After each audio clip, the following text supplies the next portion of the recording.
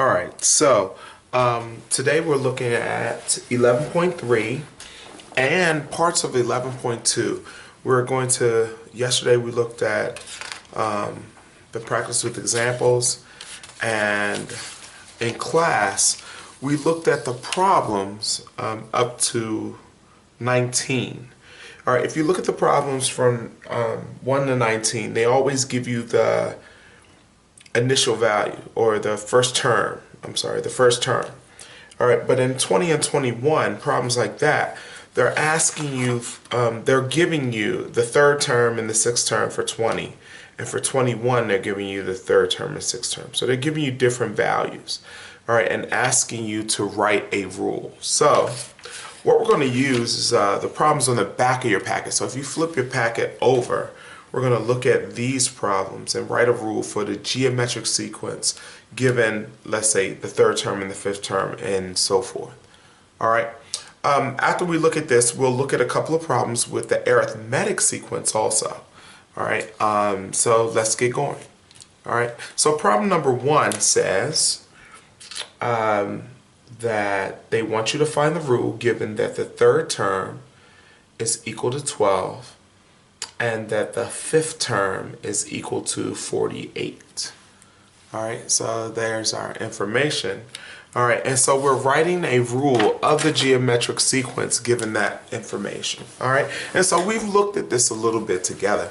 So we say when we have the third term is equal to 12, we say, well, the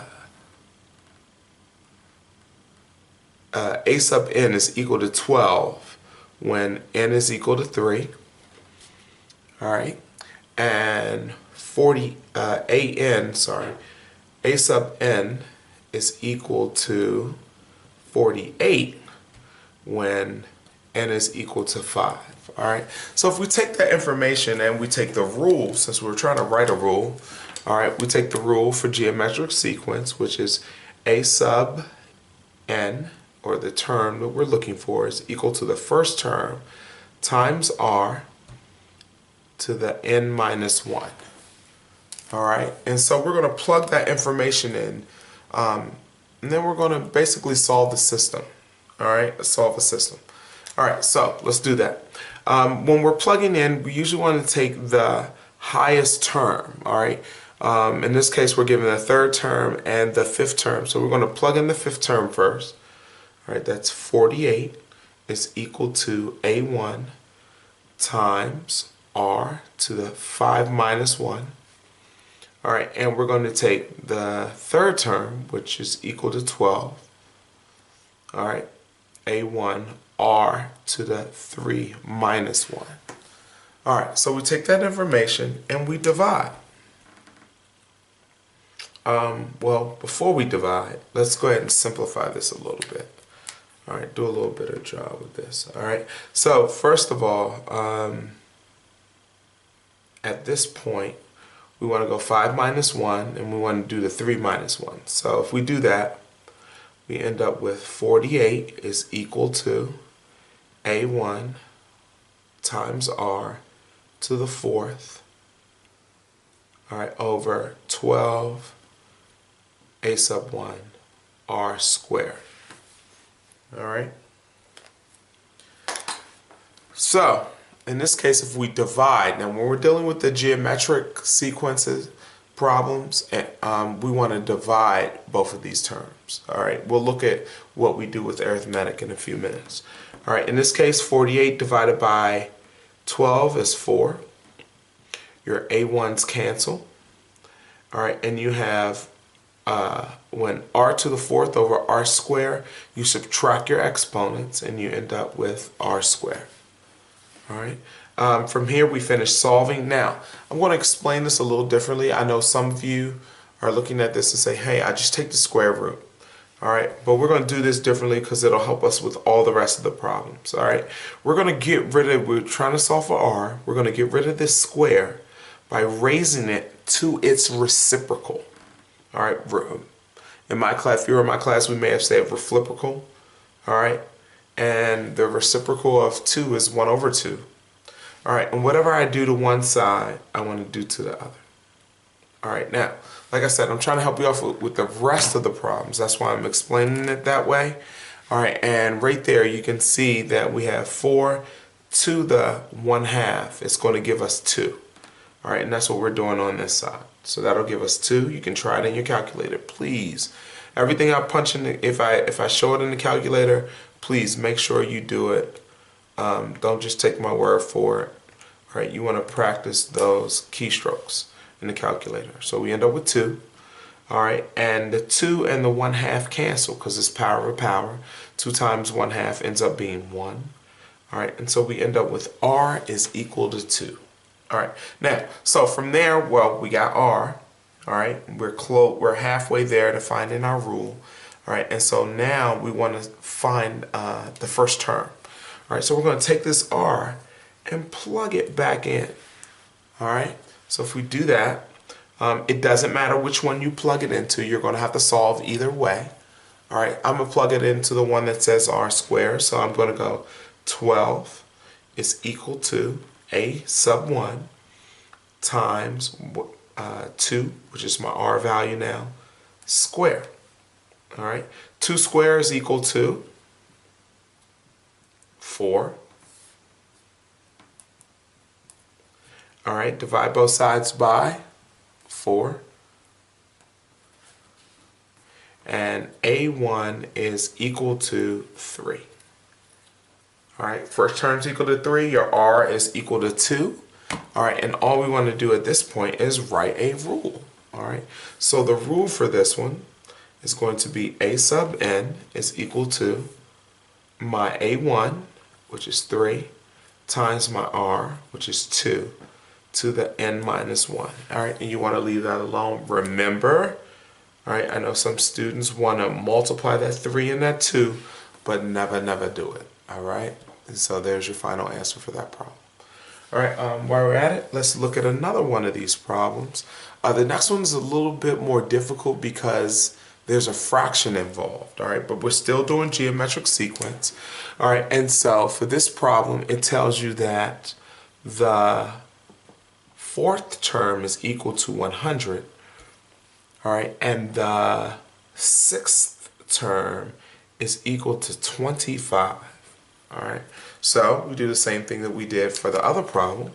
We say, well, A sub n is equal to 100 when n is equal to 4. And we say A sub n is equal to 25 when n is equal to 6. All right, so got to start. Now, if you notice that, well, the term itself is equal to 100, that's higher than 25. But what we're going to do is look at the nth term value. And we're going to write this nth term value first. You can still get the same answer if you write the other one, but it might be a little bit more difficult in the end. All right, so we're going to write this term first. All right, we're going to write the rule first. A sub n is equal to A1 R to the n minus 1, and we're going to plug into that again. All right, so let's see. That's going to give us 25 is equal to A1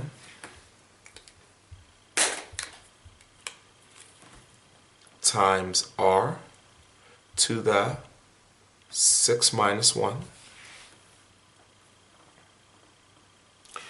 And we also will have 100 is equal to A1 R to the 4 minus 1. All right, now 6 minus 1 is equal to 5, and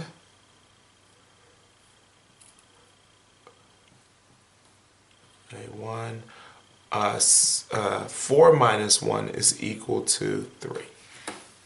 All right, so we simplified it a little bit. Now we want to divide. 25 over 100 is equal to 1/4. You can do it in the calculator if you need to. My A1s cancel, and I'm basically doing 5 minus 3. All right, R to the 5th over R to the R cubed. We're going to subtract our exponent, so we end up with R squared. All right. Now, once again, yes, you could take the square root of both sides, but I'm trying to show you a way that works for all problems. And usually if we went by the order of the chapters in the textbook, you would already know this. But knowing what you know, all right, we're going to solve for r. We're going to raise this to its reciprocal. All right, the reciprocal of 2 is 1/2, and whatever I do to one side, I want to do to the other side. All right, this will cancel. I have r is equal to, all right, and so we're going to try to do this in the calculator. All right, now later on we'll know that anything raised to the 1/2 is the same as saying the square root of. But let's try this in the calculator. All right, so we're going to go 1 divided by 4 to the parentheses 1 divided by 2.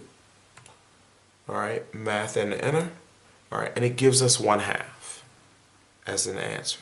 So please try that in the calculator. Make sure you can get that. All right, r is equal to 1/2. All right, so from here, what do I do next? I have r. I'm going to plug r back into one of the equations, right? Which means you can plug it back here, or you can plug it back there. All right, and solve for a1, because remember we need the first term. All right, a sub 1. All right, so I'm going to plug it into the this one. All right, so I'm going 100 is equal to a sub 1 times 1/2 cube. All right, doing that correctly, I'm going to go 1/2 cube. All right, so I'm saying 1 cubed is 1. All right, and 2 cubed is 8. Now, if you're not sure about that, this is what you need to do. All right, in your calculator, you're going to go, because I know everyone's not clear on that, 1 divided by 2 to the, using the caret, cube. All right, and you can hit math and enter. All right, and it gives you the 1/8. All right, so now I'm solving for a1. All right, I need to multiply both sides by the reciprocal of this, which is 8. All right, and if I do that, I get a1 is equal to 800. All right, now that means I have my r and I have my a1, and we know when we're dealing with a geometric rule, we're pretty much done. We're going to go a sub n is equal to my first term, which is 800, times my r, which is 1/2, to the n minus 1. All right, and there's my rule. All right, from here, I would like to jump to the sheet that I gave you in class today. All right, and that is, get a cleaner board here.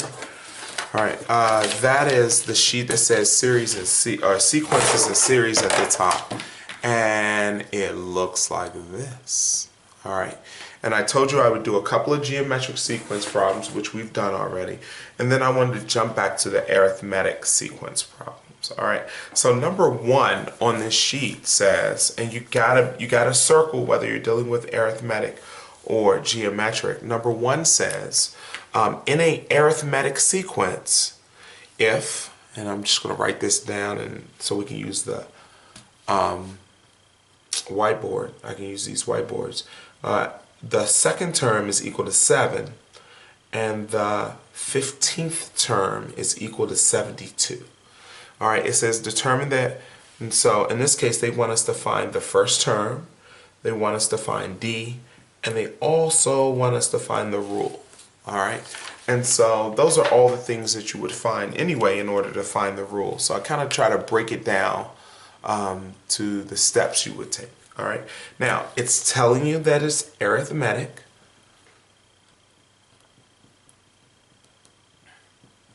All right, remember I say arithmetic.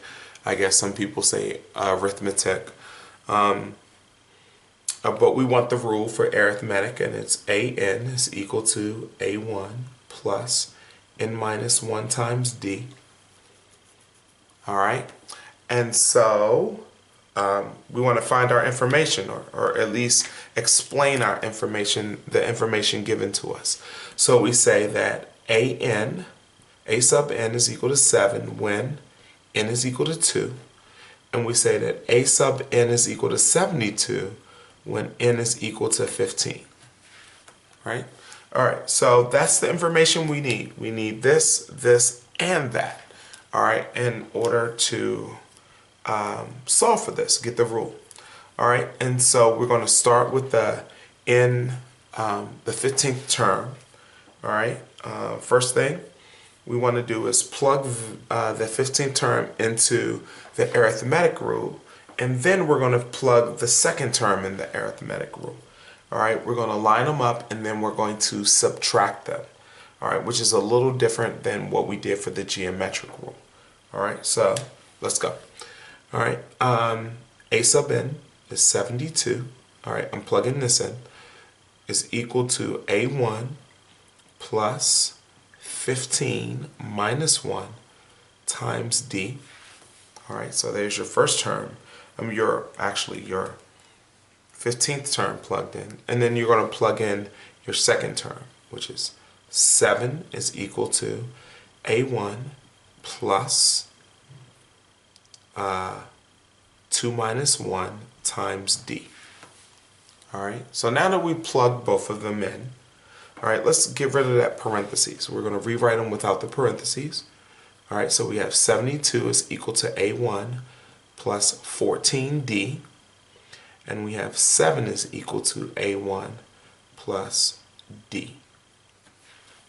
All right, now we are going to subtract them. Now, when we subtract them, we're going to eliminate our A1. All right, so this is like solving systems, which you did in first semester.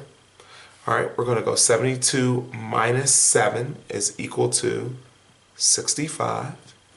The A1s, since we're subtracting, all right, our A1s will cancel. And then we're left with 14D minus D, which is equal to 13D. All right, so we have 65 is equal to 13D. Divide both sides by 13. All right, 13's cancel.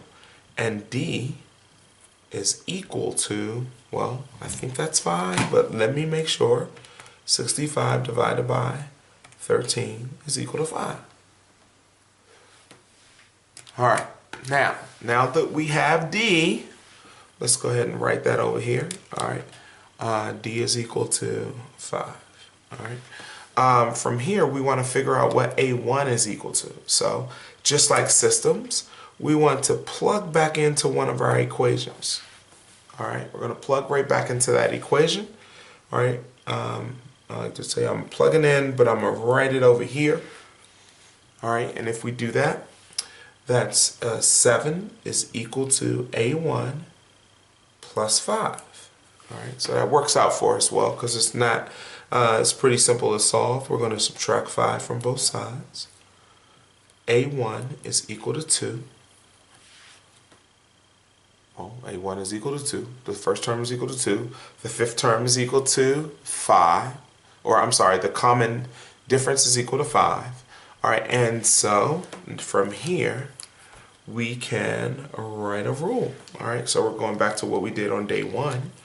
All right, the rule, AN is equal to A1 plus N minus 1 times D. All right, and we're going to plug in two things that we found. AN is equal to 2 plus N minus 1 times 5. We're going to use, distributive property. All right, and using distributive property, we end up with A sub n is equal to 2 plus 5n minus 5. We want to keep on simplifying that. So we get AN is equal to 5n minus 3. And there is the rule. All right, so we want to use that to solve, tomorrow we're going to use that to solve the rest of the problems on this sheet. And that gives us 4 problems. And then we'll have some time to do a lesson. All right.